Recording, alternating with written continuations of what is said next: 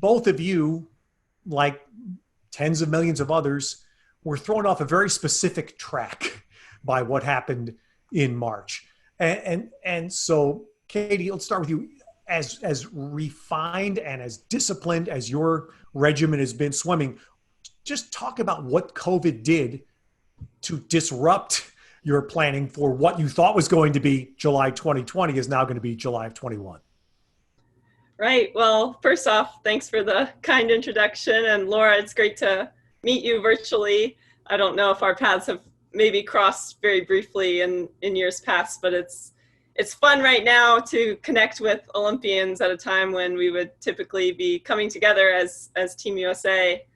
So yeah, Ted, I think I saw you right at the beginning of COVID as this was all starting, and we were out of pool space pretty early on. I'm sure Laura experienced the same thing.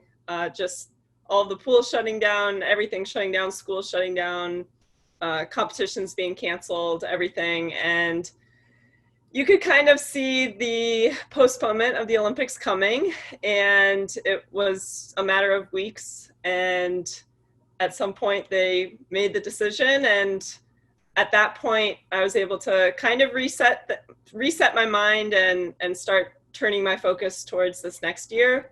But it was a stressful couple of weeks at first, just not knowing what was going to happen, if the Olympics were still going to happen this year. We were going to be really stressed about training and trying to find that pool space and all of that. So I'm grateful that they made the decision early enough that we were able to kind of put training on the back burner and be able to socially distance and do all the things that we knew we needed to do to help our community out. And Laura, you're based out of Texas. How did it impact you?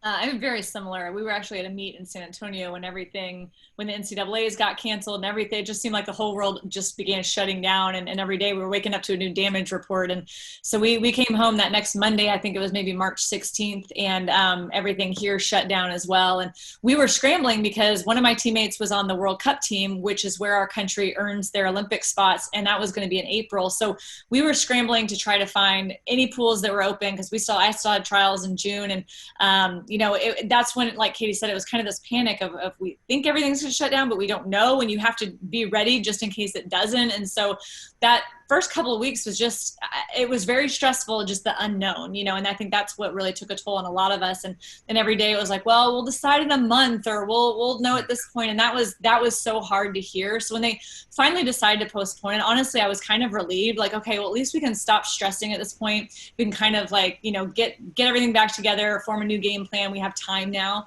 So that was kind of like you could breathe a little bit. But then I know for a lot of people, it just set in some really, other challenges. Like I was planning on retiring after this year and moving on to the next phase of my life, as I know a lot of people were, or, some people are running out of funding, or they're finishing school. And so for a lot of people, it was a really, really difficult time. One of my friends, Mariela Zagunas, just made the Olympic team for fencing, her 5th Olympic Games, and she made the team, came home, and then everything was closed and it got postponed. And so she was just in a completely different space. So it was good, kind of like Katie said, talking to other Olympians throughout this and kind of getting a hold of where everybody was and kind of walking through it together. It was really actually a good thing, I think, that came out of it.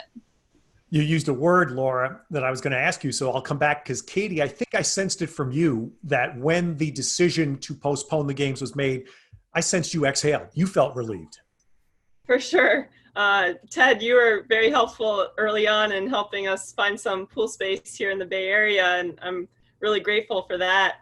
But it was a lot of work to just figure out what to do during this time when our normal training facilities were closed.